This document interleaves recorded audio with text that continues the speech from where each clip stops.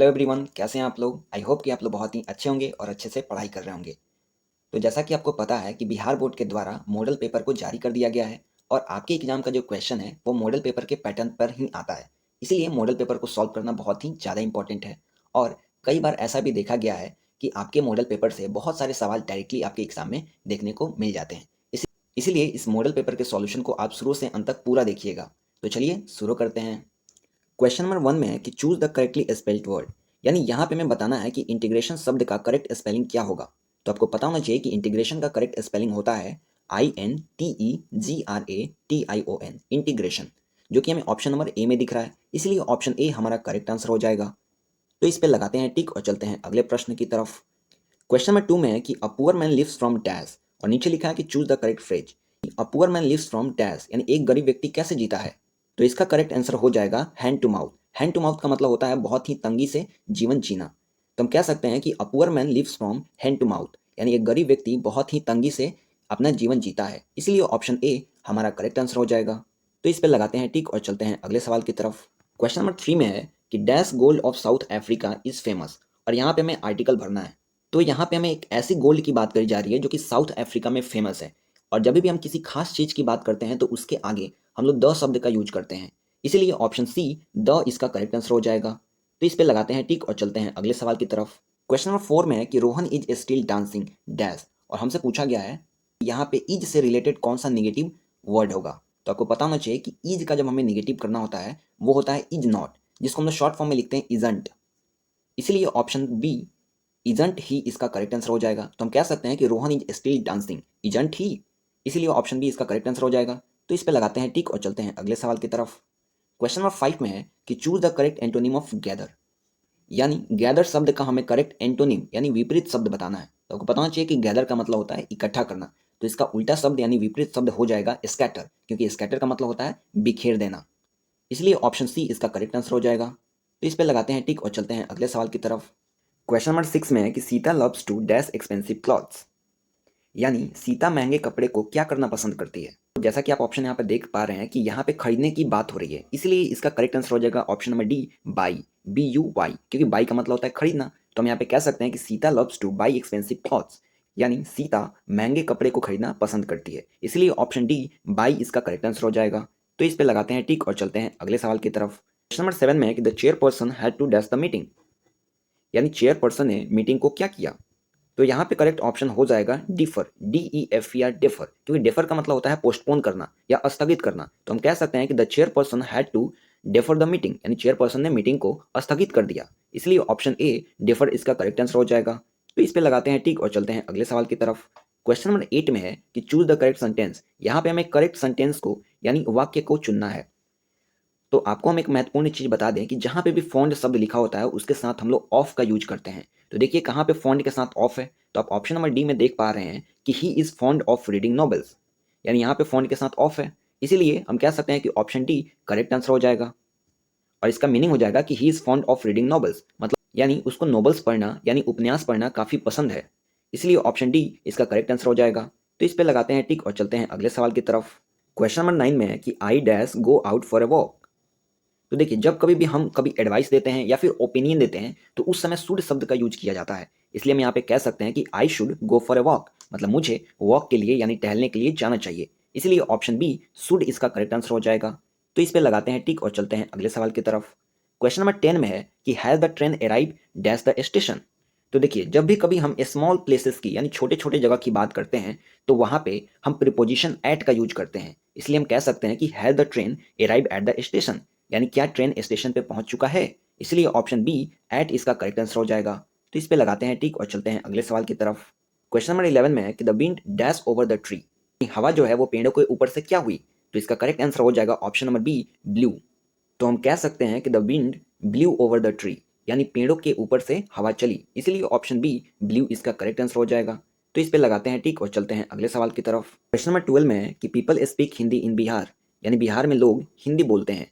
और हमसे पूछा गया है कि choose the correct passive voice, यानी इस सेंटेंस का हमें पैसिव वॉइस में कन्वर्ट करना है। तो देखिए यहाँ पे हिंदी जो है वो एक ऑब्जेक्ट की तरह यूज हुआ है। तो जब भी हम एक्टिव से पैसिव में ले जाते हैं तो ऑब्जेक्ट सब्जेक्ट बन जाता है। तो इसीलिए हम कह सकते हैं कि Hindi is spoken in Bihar, यानी ऑप्शन ए इसका करेक्ट आंसर हो जाएगा। तो इस पे लगाते हैं टिक और चलते हैं अगले सवाल की तरफ। क्वेश्चन नंबर 13 में है कि you are dash to help the poor. तो यहाँ पे हम कह सकते हैं कि you are requested to help the poor, मतलब आपको आग्रह किया जाता है कि आप गरीबों की मदद करें। इसीलिए ऑप्शन डी रिक्वेस्टेड यहाँ पे करेक्ट आंसर हो जाएगा। तो इस पे लगाते हैं टिक और चलते हैं अगले सवाल की तरफ। क्वेश्चन नंबर 14 में है कि the meeting was cancelled as dash important members did not turn up. और हमसे पूछा गया कि यहाँ पे करेक्ट ऑप्शन कौन सा होगा। तो देखिए यहाँ पे करेक्ट ऑप्शन हो जाएगा फ्यू, क्यों फ्यू का मतलब होता है कुछ, और फ्यू जो है वो हमेशा काउंटेबल नाउन के साथ लगाया जाता है। तो यहाँ पे जो इंपॉर्टेंट मेंबर्स हैं वो काउंटेबल नाउन है, क्योंकि उन्हें हम काउंट कर सकते हैं कि 5 मेंबर्स नहीं आए थे कि 4 मेंबर्स नहीं आए थे, इसलिए इसके साथ हम लोग फ्यू शब्द का प्रयोग करेंगे। तो हम कह सकते हैं कि the meeting was cancelled as few important member did not turn up, यानी मीटिंग को कैंसिल करना पड़ा क्योंकि कुछ महत्वपूर्ण व्यक्ति मीटिंग में नहीं आए थे।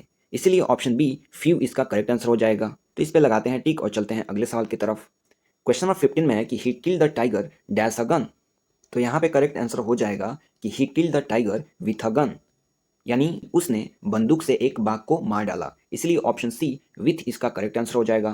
तो इस पे लगाते हैं टिक और चलते हैं अगले सवाल की तरफ। क्वेश्चन नंबर 16 में है कि the children dash requested to sit down. अब देखिए यहाँ पे जो चिल्ड्रन वर्ड है यह एक प्लूरल नाउन है, और जब ये प्लूरल नाउन होता है तो उसके साथ हम लोग आर का यूज करते हैं। इसलिए हम कह सकते हैं कि the children are requested to sit down, यानी बच्चों को आग्रह किया जाता है कि वो बैठ जाएं। इसलिए यहाँ पे ऑप्शन नंबर सी आर इसका करेक्ट आंसर हो जाएगा। तो इस पे लगाते हैं टिक और चलते हैं अगले सवाल की तरफ।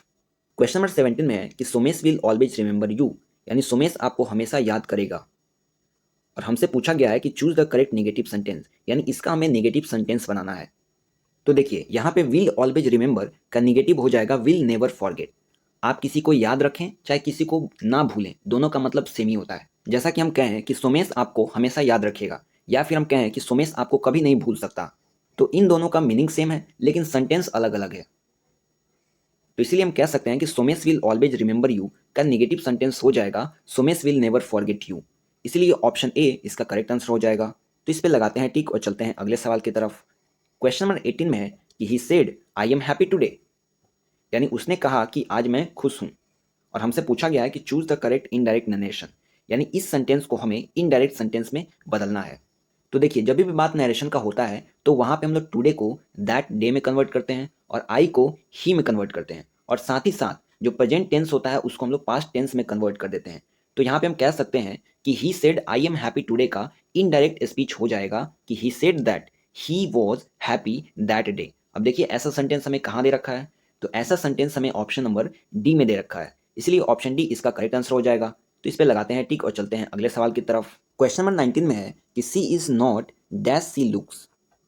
तो यहाँ पे सुटेबल आंसर हो जाएगा कि she is not so tall as she looks, यानी जितनी वो दिखती है वो उतनी लंबी नहीं है। इसलिए ऑप्शन ए इसका करेक्ट आंसर हो जाएगा। तो इस पे लगाते हैं टिक और चलते हैं अगले सवाल की तरफ। क्वेश्चन नंबर 20 में है कि there were trees on dash side of the road.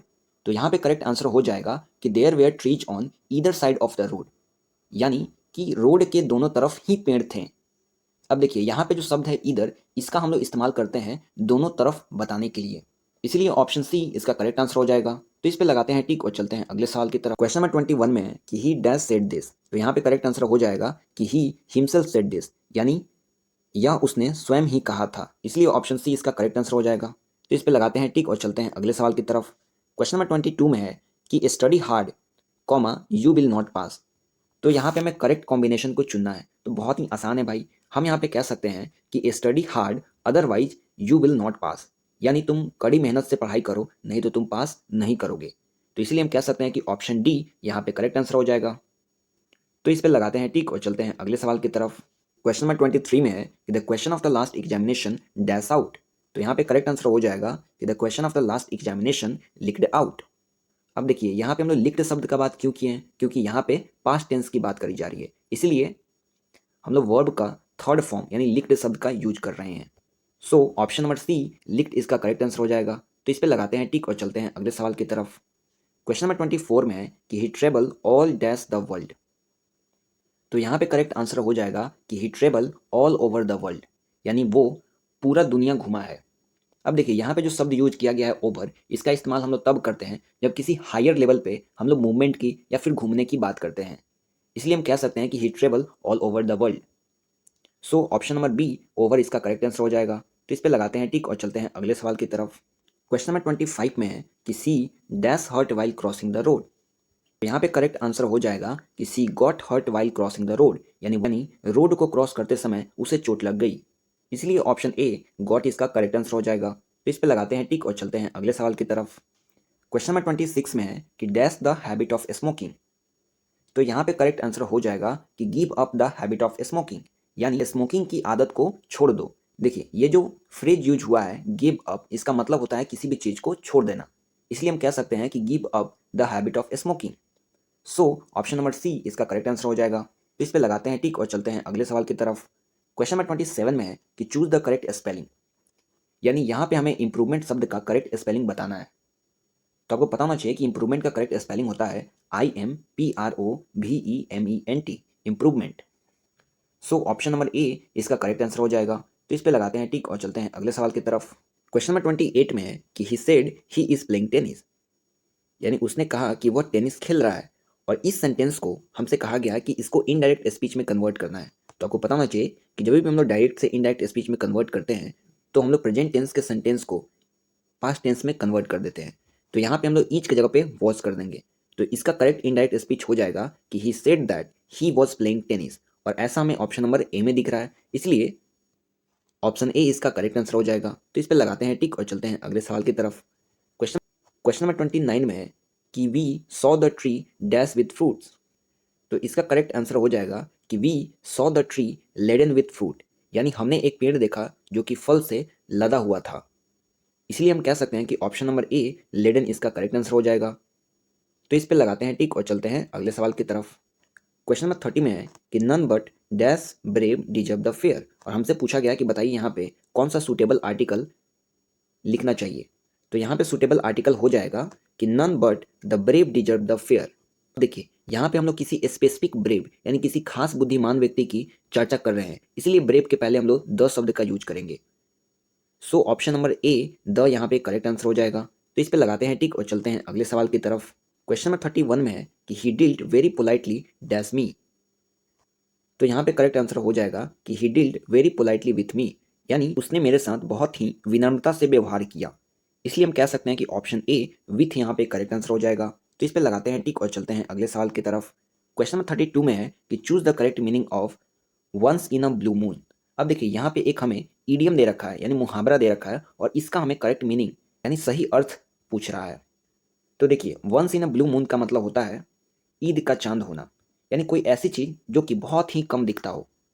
तो इसीलिए हम कह सकते हैं कि यहाँ पे करेक्ट आंसर हो जाएगा an event that happens infrequently, यानी एक ऐसी चीज़ जो कि बहुत ही कभी कभार दिखता हो, इसलिए ऑप्शन ए इसका करेक्ट आंसर हो जाएगा। तो इस पे लगाते हैं टिक और चलते हैं अगले सवाल की तरफ। क्वेश्चन नंबर 33 में है कि choose the odd one out, यानी इन चारों ऑप्शंस में से हमें एक ऑड ऑप्शन को निकालना है, यानी जो सबसे अलग हो।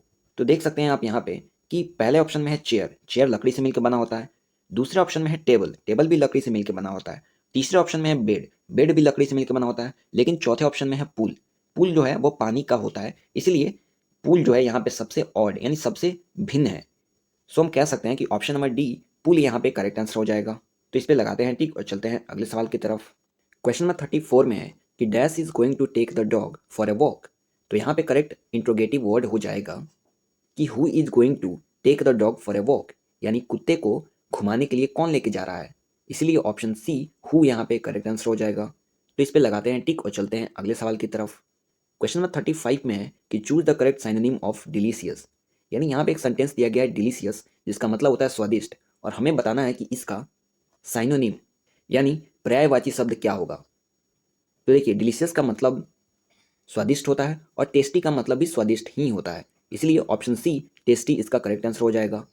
तो इस पे लगाते हैं टिक और चलते हैं अगले सवाल की तरफ। क्वेश्चन नंबर 36 में है कि the antonym of clever is.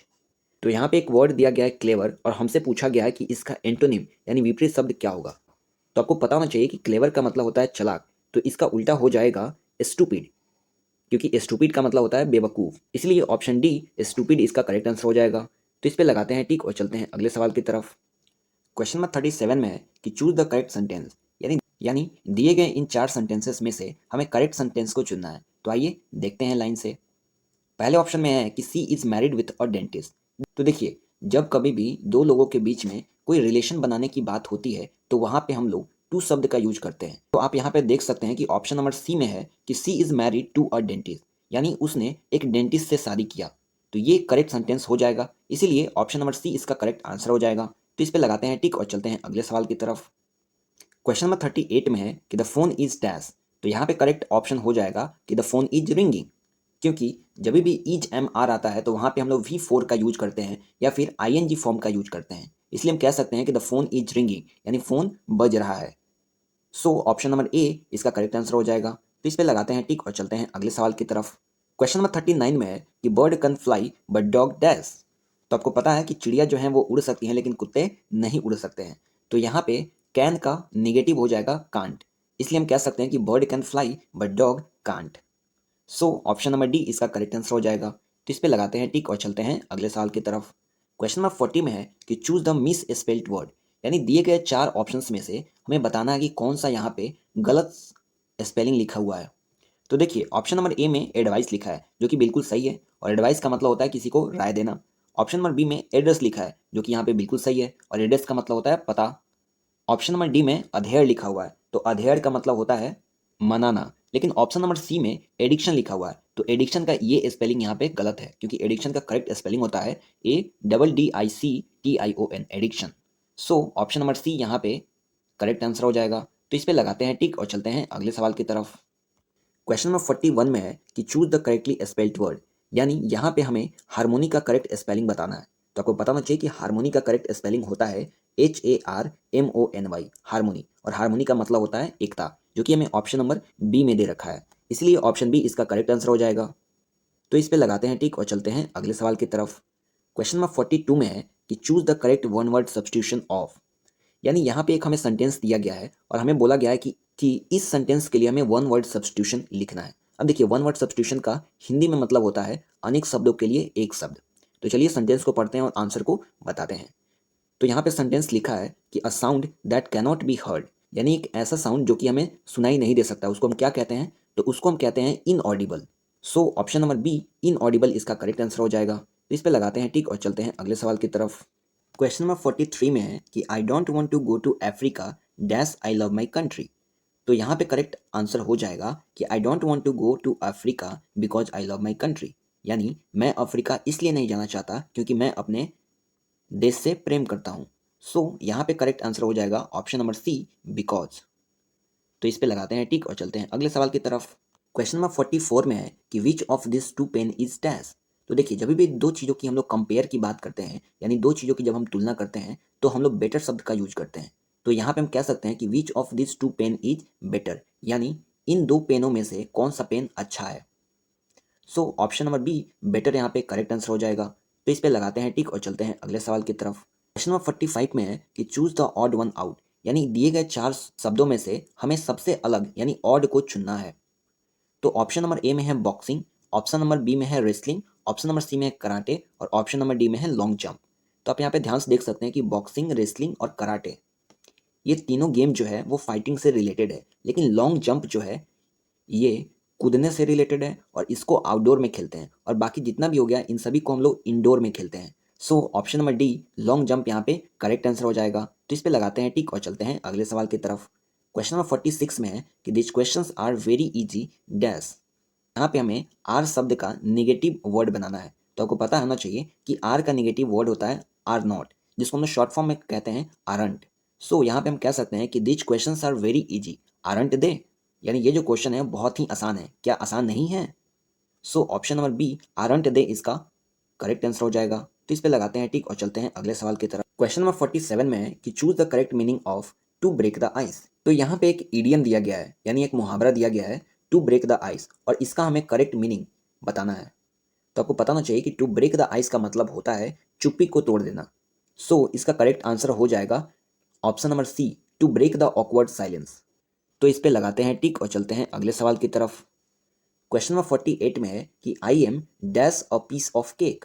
तो आपको पता होना चाहिए कि ईज एम आर के साथ आईएनजी फॉर्म का यूज किया जाता है, इसलिए हम यहाँ पे कह सकते हैं कि I am having a piece of cake, इसलिए ऑप्शन नंबर डी हैविंग इसका करेक्ट आंसर हो जाएगा। तो इस पे लगाते हैं टिक और चलते हैं अगले सवाल की तरफ। तो क्वेश्चन नंबर 49 में है कि green chilli is very rich dash vitamin C. तो इसका करेक्ट आंसर हो जाएगा कि green chilli is very rich in vitamin C, यानी ग्रीन चिली में विटामिन सी बहुत ज़्यादा मात्रा में पाया जाता है, इसलिए ऑप्शन डी इसका करेक्ट आंसर हो जाएगा। तो इस पे लगाते हैं टिक और चलते हैं अगले सवाल की तरफ। क्वेश्चन नंबर 50 में है कि he does not dash any control over his anger. अब देखिए, आमतौर पे हम लोग ही शी इट के साथ हैज का यूज करते हैं, लेकिन जहाँ पे भी ऑक्सिलरी वर्ब डजंट या फिर डज नॉट का यूज आता है वहाँ पे हम लोग हैव का यूज करते हैं। इसलिए हम कह सकते हैं कि he does not have any control over his anger, यानी उसको अपने गुस्से पर जरा भी काबू नहीं है। सो ऑप्शन नंबर बी इसका करेक्ट आंसर हो जाएगा। तो इस पे लगाते हैं टिक और चलते हैं अगले सवाल की तरफ।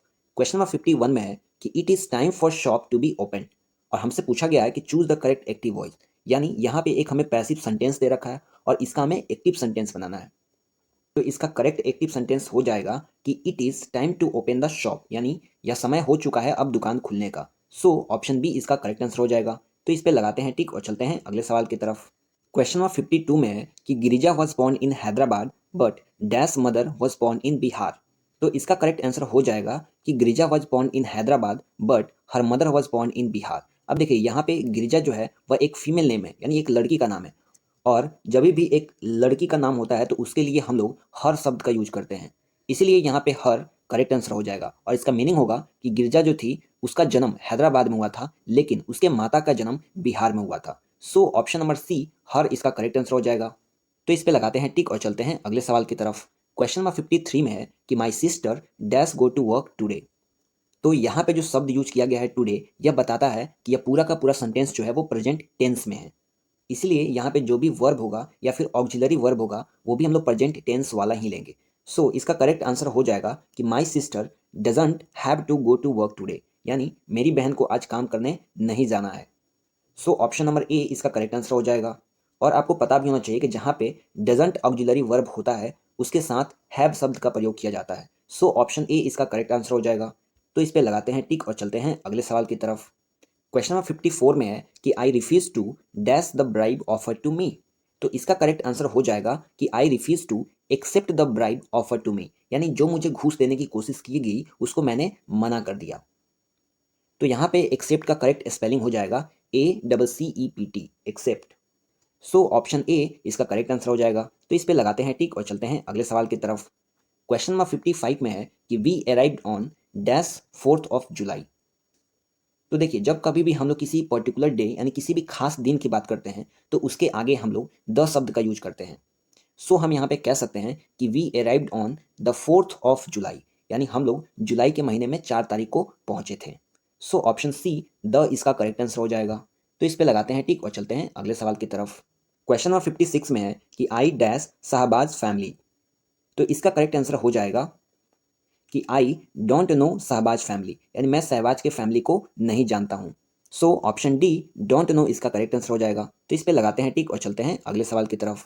क्वेश्चन नंबर 57 में है कि चूज द करेक्ट सेंटेंस, यानी यहाँ पे हमें 4 सेंटेंस दिया गया है और इनमें से बताना है कि कौन सा सही वाक्य यानी करेक्ट सेंटेंस है। तो अगर हम पहले सेंटेंस को पढ़े तो यहाँ पे लिखा हुआ है कि I congratulate you for your success. अब देखिए जहाँ पे भी कॉन्ग्रेचुलेट शब्द लिखा होता है तो उसके साथ हम लोग ऑन शब्द का प्रयोग करते हैं। सो हम कह सकते हैं कि ऑप्शन नंबर डी जहाँ पे लिखा हुआ है कि I congratulate you on your success, ये एक करेक्ट सेंटेंस हो जाएगा। सो इस पे लगाते हैं टिक। अब देखिए, इसका कुछ दूसरा एग्जांपल्स भी लेकर के हम देख सकते हैं। जैसे हम कह सकते हैं कि I congratulate you on your birthday, या फिर दूसरा देखें तो हम कह सकते हैं कि I congratulate you on your promotion.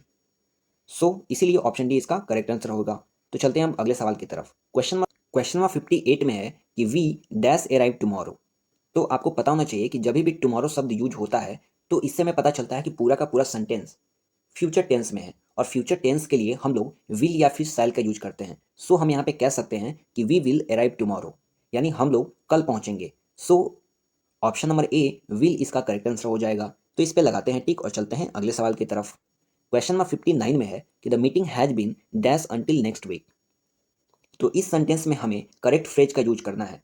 तो यहाँ पे हो जाएगा कि the meeting has been put off until next week. इसका मतलब ये हुआ कि जो मीटिंग है उसको अगले वीक तक के लिए पोस्टपोन कर दिया गया है। अब यहाँ पे जो शब्द यूज किया गया है पुट ऑफ, इसका मतलब होता है पोस्टपोन करना या फिर स्थगित करना। सो option number D put off इसका करेक्ट आंसर हो जाएगा। तो इस पे लगाते हैं टिक और चलते हैं अगले सवाल की तरफ। क्वेश्चन नंबर 60 में है कि were there dash guest in the wedding.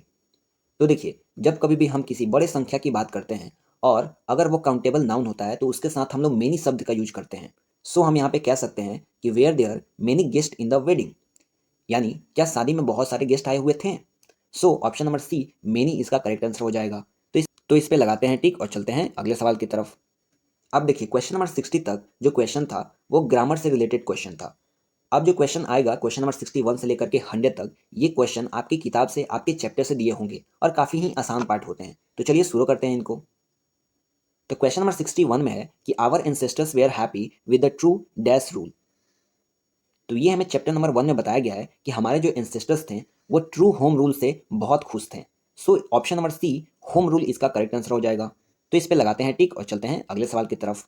Question number 62 में है कि dash were overwhelmed by the love and trust of Indian people. तो ये हमें चैप्टर नंबर 2 यानी भारत इज माई होम में बताया गया है कि doctor Zakir Hussain was overwhelmed by the love and trust of the people.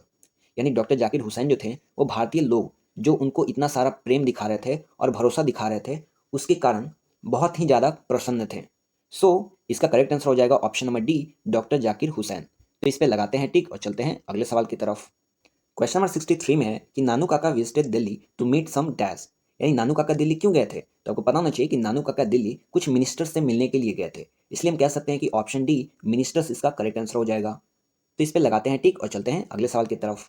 Question number 64 में है कि marriage proposal ends with the dash. तो जब आप ये चैप्टर पढ़ेंगे जिसका नाम है मैरिज प्रपोजल, तो आपको पता चलेगा कि लास्ट में लोमोव और नतालिया का शादी हो जाता है। तो हम कह सकते हैं कि जो मैरिज प्रपोजल है वो लोमोव और नतालिया के शादी पर कंप्लीट होता है। तो इसीलिए option C marriage of Lomov and Natalya इसका करेक्ट आंसर हो जाएगा। तो इस पे लगाते हैं टिक और चलते हैं अगले सवाल की तरफ। क्वेश्चन नंबर 65 में है कि dash is what should be learn from Indian people. यानी कौन ऐसी चीज है जो कि हमें भारतीय लोगों से सीखना चाहिए। तो इसका करेक्ट आंसर हो जाएगा ऑप्शन नंबर सी ह्यूमैनिटी। यानी मानवता ऐसी चीज है जो कि भारतीय लोगों से हमें सीखने की जरूरत है। So option number C humanity इसका करेक्ट आंसर हो जाएगा। तो इस पे लगाते हैं टिक और चलते हैं अगले सवाल की तरफ। क्वेश्चन नंबर 66 में है कि Benjy's parent did not like dash. तो ये भी हमें चैप्टर के अंदर बताया गया है कि बेंजी के जो माता पिता थे वो फ्लोरेंस को पसंद नहीं करते थे। इसलिए ऑप्शन डी फ्लोरेंस इसका करेक्ट आंसर हो जाएगा। तो इस पे लगाते हैं टिक और चलते हैं अगले सवाल की तरफ। क्वेश्चन नंबर 67 में है कि Martin Luther King Junior wanted to see dash as a develop estate. तो ये भी हमें चैप्टर नंबर 4 में बताया गया है जिसका नाम है आई हैव ए ड्रीम, कि मार्टिन लथर किंग जूनियर जो थे वो अल्बामा नाम की जगह को एक डेवलप एस्टेट के रूप में देखना चाहते थे। So option number D Alabama इसका करेक्ट आंसर हो जाएगा। तो इस पे लगाते हैं टिक और चलते हैं अगले प्रश्न की तरफ। क्वेश्चन नंबर 68 में है कि in ancient time the dash was a very rare species. तो ये भी हमें चैप्टर नंबर 5 में बताया गया है जिसका नाम है ideas that have help Mankind, कि पुराने समय में यानी कि प्राचीन समय में जो होमोसेपियंस थे, होमोसेपियंस ये ह्यूमंस का यानी मानव का साइंटिफिक नेम होता है। तो बताया गया है कि जो होमोसेपियंस थे वो काफ़ी रेयर स्पीसीज थे, यानी बहुत ही कम पाए जाते थे। So option number C homo sapiens इसका करेक्ट आंसर हो जाएगा। तो इस पे लगाते हैं टिक और चलते हैं अगले सवाल की तरफ। क्वेश्चन नंबर 69 में है कि the import of western medicine in traditional society is one of the most problematic area of dash. यानी जब वेस्टर्न मेडिसिन हमारे ट्रेडिशनल सोसाइटी में आती है तो किस एरिया में सबसे ज़्यादा प्रॉब्लम क्रिएट करती है। तो इसका करेक्ट आंसर हो जाएगा ऑप्शन नंबर सी मॉडर्नाइजेशन, यानी आधुनिकीकरण। तो इस पे लगाते हैं टिक और चलते हैं अगले सवाल की तरफ। क्वेश्चन नंबर 70 में है कि SEBI was fascinated by dash. तो इसका करेक्ट आंसर हो जाएगा कि SEBI was fascinated by guards, यानी सेबी को लॉ की बहुत पसंद थी। सो ऑप्शन नंबर ए गार्ड्स इसका करेक्ट आंसर हो जाएगा। तो इस पे लगाते हैं टिक और चलते हैं अगले सवाल की तरफ। क्वेश्चन नंबर 71 में है कि the poet John Donne is not weary of dash. देखिए यहाँ पे एक शब्द यूज किया गया है वियरी, इसका मतलब होता है उब जाना। तो ये भी हमें चैप्टर में बताया गया है कि जो पोएट थे जॉन डोने वह अपनी वाइफ से बिल्कुल नहीं उबे थे। सो इसका करेक्ट आंसर हो जाएगा option number A his wife. तो इस पे लगाते हैं टिक और चलते हैं अगले सवाल की तरफ। क्वेश्चन नंबर 72 में है कि I now 37 year old in perfect health begin dash is from. यानी यह जो लाइन लिखा गया है जिसमें कवि कहते हैं कि मैं आज 37 साल का हूँ और बिल्कुल अच्छे स्वस्थ में हूँ, यह लाइन किस कविता से लिया गया है। तो आपको पता होना चाहिए कि यह जो लाइन है वह पोएम नंबर 2 जिसका नाम है सॉन्ग ऑफ माई सेल्फ उससे लिया गया है और इसके कवि हैं Walt Whitman. So option number a song of my self इसका करेक्ट आंसर हो जाएगा। तो इस पे लगाते हैं टिक और चलते हैं अगले प्रश्न की तरफ। क्वेश्चन नंबर 73 में है कि and the prams go rolling on is from dash. यानी यह जो लाइन है जहाँ पे कवि कहते हैं कि जो प्रैम्स क्या होता है? तो प्रैम्स एक छोटी सी पहिए वाली गाड़ी होती है जिसमें छोटे से बच्चे को बैठा करके चलाया जाता है। तो कभी कहते हैं जो प्रैम्स है वो रोलिंग ऑन कर रहा है, यानी आगे की तरफ चल रहा है। यह जो लाइन है वो किस कविता से लिया गया है?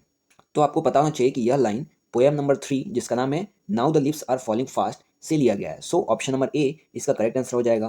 तो इस पे लगाते हैं टिक और चलते हैं अगले प्रश्न की तरफ। क्वेश्चन नंबर 74 में है कि Rupert Brooke expresses his love for his dash. तो आपको पता होना चाहिए कि रूपर्ट ब्रूक ने द सोल्जर नाम का पोएम लिखा है जिसमें वह अपने देश के लिए अपने प्रेम को जताते हैं। So option number B country इसका करेक्ट आंसर हो जाएगा। तो इस पे लगाते हैं टिक और चलते हैं अगले प्रश्न की तरफ। क्वेश्चन नंबर 75 में है कि who wrote ode to autumn, यानी ओड टू ऑटम नाम का चैप्टर किसने लिखा है, यानी इसके कवि कौन है? तो आपको पता होना चाहिए कि ओड टू ऑटम को जॉन कीट्स ने लिखा है। सो ऑप्शन नंबर ए इसका करेक्ट आंसर हो जाएगा। तो इस पे लगाते हैं टिक और चलते हैं अगले सवाल की तरफ। क्वेश्चन नंबर 76 में है कि however rare rare it be is from dash, यानी यह जो लाइन है जहाँ पे कवि एक खूबसूरत महिला के खूबसूरती को बताते हुए कह रहे हैं कि however rare rare it be, यह लाइन किस कविता से लिया गया है? तो आपको पता होना चाहिए कि यह जो लाइन है वह पोएम नंबर 5 एन एपिताफ से लिया गया है। So option number D an epitaph इसका करेक्ट आंसर हो जाएगा। तो इस पे लगाते हैं टिक और चलते हैं अगले सवाल की तरफ। क्वेश्चन नंबर 77 में है कि the poet witness dash left on the burning Ghats, यानी जो बर्निंग घाट होता है जहाँ पे चीता जलाया जाता है वहाँ पे कभी क्या देखते हैं? तो इसका करेक्ट आंसर हो जाएगा option number A grey ashes, यानी जो बर्निंग घाट्स है वहाँ पे कभी ग्रे एसेस यानी राख को बचता हुआ देखते हैं। सो ऑप्शन नंबर ए इसका करेक्ट आंसर हो जाएगा। तो इस पे लगाते हैं टिक और चलते हैं अगले सवाल की तरफ। क्वेश्चन नंबर 78 में है कि he is the bafflement of Scotland yard is from dash, यानी ये जो लाइन है जहाँ पे कभी कहते हैं कि यह स्कॉटलैंड यार्ड का बेफलमेंट है। बेफलमेंट का मतलब होता है बेचैनी या फिर व्याकुलता। यह लाइन किस कविता से लिया गया है? तो आपको पता होना चाहिए कि यह जो लाइन है वह मैकेविटी द मिस्ट्री कैट से लिया गया है। सो हम कह सकते हैं कि ऑप्शन नंबर ए इसका करेक्ट आंसर हो जाएगा। तो इस पे लगाते हैं टिक और चलते हैं अगले सवाल की तरफ। क्वेश्चन नंबर 79 में है कि the poetess got dash from her grand mother. तो इसका करेक्ट आंसर हो जाएगा ऑप्शन डी लव, यानी the poetess got love from her grand mother, यानी जो कवित्री हैं उनको अपने ग्रैंड मदर से बहुत सारा प्यार मिलता है जो कि अब वह स्ट्रेंजर में ढूंढने की कोशिश करती हैं, लेकिन वैसा प्रेम उनको कहीं नहीं मिलता। सो इसका करेक्ट आंसर हो जाएगा ऑप्शन नंबर डी लव। तो इस पे लगाते हैं टिक और चलते हैं अगले सवाल की तरफ। क्वेश्चन नंबर 80 में है कि but must I confess how I liked him is from dash, यानी यह जो लाइन है जहाँ पे कवि कहते हैं कि मुझे यह चीज़ स्वीकार करना चाहिए कि मैं उसे कितना पसंद करता हूँ, यह लाइन किस कविता से लिया गया है? तो आपको पता होना चाहिए कि यह जो लाइन है वह स्नेक पोएम से लिया गया है। सो इसका करेक्ट आंसर हो जाएगा ऑप्शन नंबर ए। तो इस पे लगाते हैं टिक और चलते हैं अगले सवाल की तरफ। क्वेश्चन नंबर 81 में है कि who were together call the Anglo Saxons the Angles the Saxons in the dash. तो इसका करेक्ट आंसर हो जाएगा ऑप्शन नंबर ए जूट्स, यानी एंग्लो सेक्शन में कौन कौन आता है? तो ये आते हैं the Angles, the Saxons and the Jutes. So option number A इसका करेक्ट आंसर हो जाएगा। तो इस पे लगाते हैं टिक और चलते हैं अगले प्रश्न की तरफ। क्वेश्चन नंबर 82 में है कि in India and Pakistan English is spoken as dash. तो आपको पता होना चाहिए कि इंडिया और पाकिस्तान में इंग्लिश को सेकेंड लैंग्वेज की तरह यूज किया जाता है। सो ऑप्शन नंबर ए सेकेंड लैंग्वेज इसका करेक्ट आंसर हो जाएगा। तो इस पे लगाते हैं टिक और चलते हैं अगले सवाल की तरफ से। क्वेश्चन नंबर 83 में है कि Macavity always has and dash. इसका करेक्ट आंसर हो जाएगा कि Macavity always has an alibi, यानी मैकेविटी के पास हमेशा बहाना रहता था। यानी मैकेविटी कोई भी गलती कर लेता था लेकिन वह बहाना बनाता था कि नहीं मैंने ये गलती किया ही नहीं है। वह किसी प्रकार का चोरी करता था और उसके बाद बोलता था कि नहीं नहीं ये तो काम मैंने किया ही नहीं है। सो ऑप्शन नंबर ए एलिबी इसका करेक्ट आंसर हो जाएगा। तो इस पे लगाते हैं टिक और चलते हैं अगले सवाल की तरफ। क्वेश्चन नंबर 84 में है कि the Pharaohs were the rulers of dash.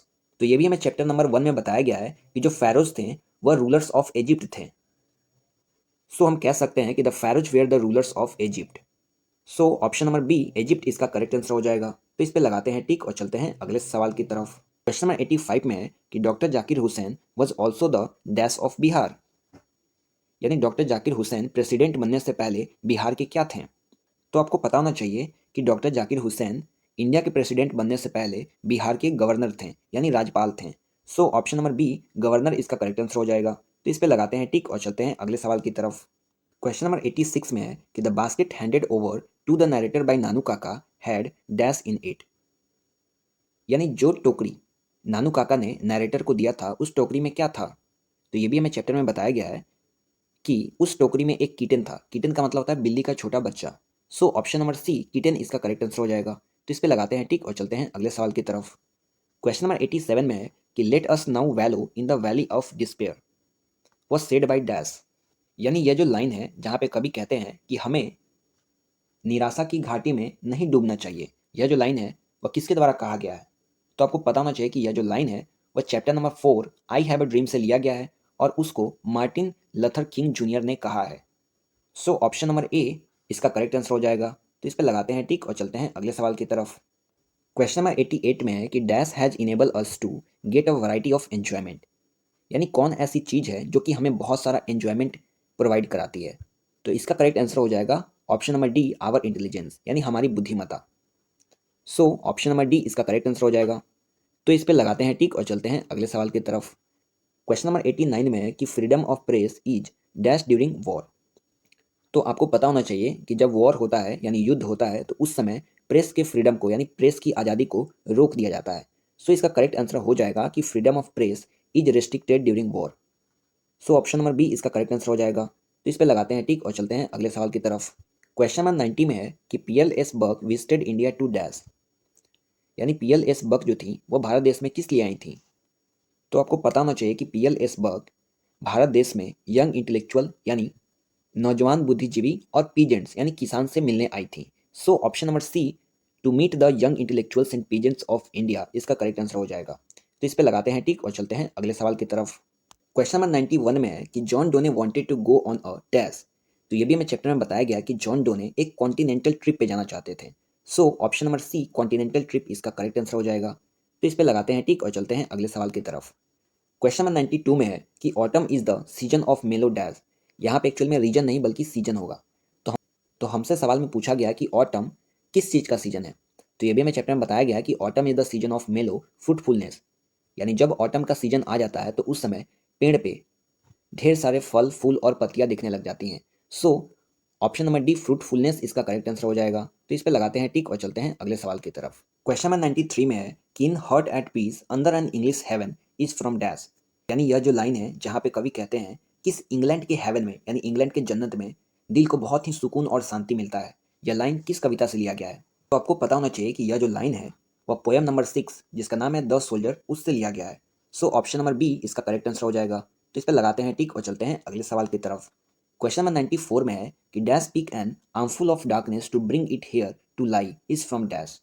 यानी यह जो लाइन है जहाँ पे कवि कहते हैं कि pick an armful of darkness to bring it here to lie, यह लाइन किस कविता से लिया गया है? तो आपको पता होना चाहिए कि यह line my grandmother's house से लिया गया है। सो ऑप्शन नंबर ए इसका करेक्ट आंसर हो जाएगा। तो इस पर लगाते हैं टिक और चलते हैं अगले सवाल की तरफ। क्वेश्चन नंबर 95 में है कि who is hoping to cease not till death. तो आपको पता होना चाहिए कि यह जो सेंटेंस है इसको रूपर्ट ब्रुक ने कहा है। So option number C Rupert Brooke इसका करेक्ट आंसर हो जाएगा। तो इस पे लगाते हैं टिक और चलते हैं अगले सवाल की तरफ। क्वेश्चन नंबर 96 में है कि starving through the leafless wood is from dash. ये जो लाइन है जहाँ पे कवि कहते हैं कि starving through the leafless wood, यह लाइन किस कविता से लिया गया है? तो आपको पता होना चाहिए कि यह जो लाइन है वो poem number 3 now the leaves are falling fast से लिया गया है। सो ऑप्शन नंबर ए इसका करेक्ट आंसर हो जाएगा। तो इस पर लगाते हैं टिक और चलते हैं अगले सवाल की तरफ। क्वेश्चन नंबर 97 में है कि Langland wrote during the dash English period. यानी लैंगलैंड कौन से इंग्लिश पीरियड के दौरान लिखते थे? तो इसका करेक्ट आंसर हो जाएगा option number C middle English period. इस पे लगाते हैं टिक और चलते हैं अगले सवाल की तरफ। क्वेश्चन नंबर 98 में है कि the early 18th century is also known as dash age. को पता होना चाहिए कि जो अर्ली 18th सेंचुरी थी उसको हम लोग अगस्टन एज के भी नाम से जानते थे। सो ऑप्शन नंबर सी इसका करेक्ट आंसर हो जाएगा। तो इस पे लगाते हैं टिक और चलते हैं अगले सवाल की तरफ। क्वेश्चन नंबर 99 में है कि dash scholars were known as the university wits. तो आपको पता होना चाहिए कि जो एलिजाबेथन स्कॉलर्स थे उनको हम लोग यूनिवर्सिटी विट्स के नाम से जानते थे। So option number C Elizabethan इसका करेक्ट आंसर हो जाएगा। तो इस पे लगाते हैं टिक और चलते हैं अगले सवाल की तरफ।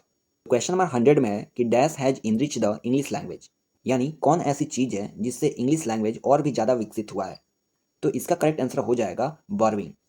यानी हम कह सकते हैं कि borrowing has enrich the English language, यानी बॉर्विंग से इंग्लिश लैंग्वेज और भी ज़्यादा विकसित हुआ है। अब देखिए बॉर्विंग का यहाँ पे मतलब हो जाएगा कि अलग अलग जगह से अलग अलग शब्द जो ला करके इंग्लिश में ऐड किया गया है उससे इंग्लिश और भी ज़्यादा फ्लरिश हुआ है और भी ज़्यादा आगे बढ़ा है। सो ऑप्शन नंबर ए बॉर्विंग इसका करेक्ट आंसर हो जाएगा। तो इस पे लगाते हैं टिक। तो यहाँ पे आपके मॉडल पेपर का पूरा ऑब्जेक्टिव क्वेश्चन कंप्लीट होता है। अब आप हमें कमेंट में बताइएगा कि आपको 100 में से कितने नंबर आए, और साथ ही साथ अगर आपको किसी भी क्वेश्चन में कोई भी अगर डाउट है तो आप हमें कमेंट में लिख के ज़रूर पूछ सकते हैं। अब मिलते हैं आपसे एक नए वीडियो में कुछ नए क्वेश्चंस के साथ। तब तक के लिए आप हमारा टेलीग्राम चैनल को ज्वाइन करके यहाँ से इसका पीडीएफ नोट्स को डाउनलोड कर सकते हैं और पढ़ सकते हैं। यहाँ तक वीडियो को कंप्लीट देखने के लिए आपका बहुत बहुत धन्यवाद। Thank you very much.